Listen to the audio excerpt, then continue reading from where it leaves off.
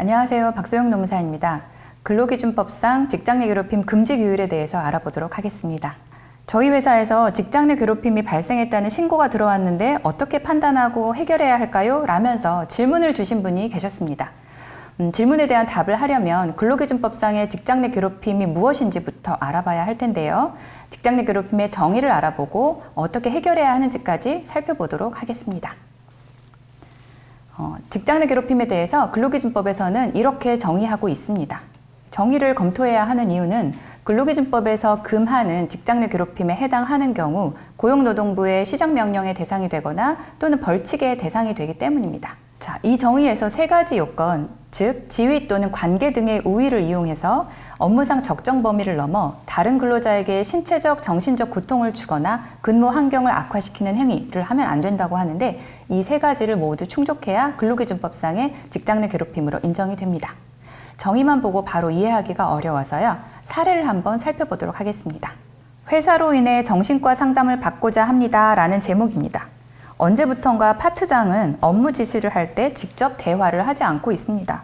그래서 제가 먼저 면담을 신청했는데 다음에 하시죠. 다이어트해서 식사는 못하겠네요 하면서 피하고 있습니다. 팀원들 사이에 쓰는 활동비가 있는데 저만 쏙 빼놓고 나머지 직원들과만 활동비를 사용하기도 합니다. 특히 팀원들 사이의 단톡방에서 비합리적으로 저를 혼내고 직장 생활을 잘하는 방법이라는 동영상 링크도 보낸 상황입니다.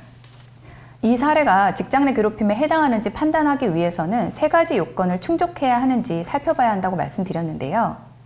괴롭힘의 행위자로 지목되신 분은 파트장으로 문제 제기하신 분의 상사입니다. 고용노동부의 직장 내 괴롭힘 매뉴얼에 따르면 지휘 명령 관계에서 상위에 있는 경우 지위에 우위가 있다고 일단 인정할 수 있습니다.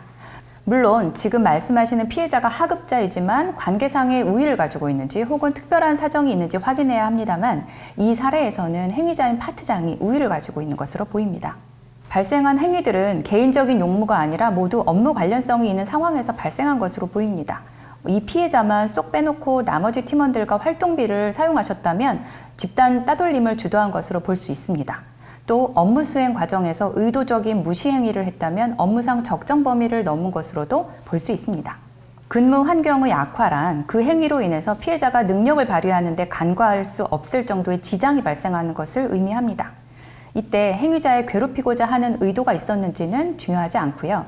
사실 그러한 행위로 인해서 피해자가 고통을 받았거나 근무 환경이 악화되었다면 괴롭힘으로 볼 수 있습니다.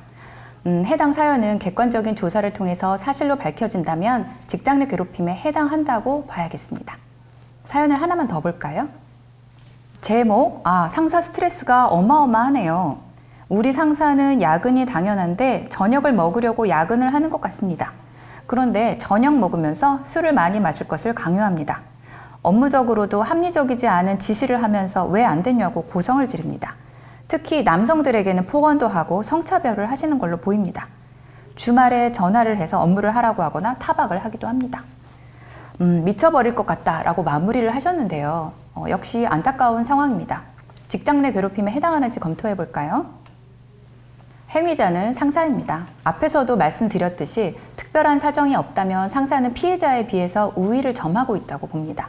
물론 하급자라고 해도 수적으로 월등히 많다던가 이 회사에 굉장히 오래 다녔다든가 나이가 많다든가 하는 이유로 하급자가 우위에 있는 경우도 있겠지만 이 사연에서는 상사가 우위에 있는 것으로 보입니다.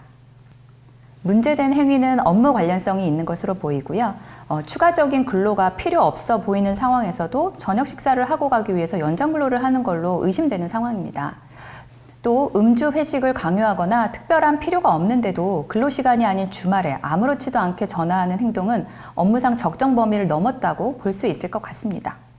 직장 내 괴롭힘 외에 성차별도 있는 것 같고요. 고성을 지른다는 것을 보니 피해자에게 정신적인 고통을 주고 있는 상황 같습니다. 직장 내 괴롭힘에 해당하는 것으로 봐야겠습니다. 두 가지 사례를 보았는데 직장 내 괴롭힘 여부를 판단할 수 있으시겠죠?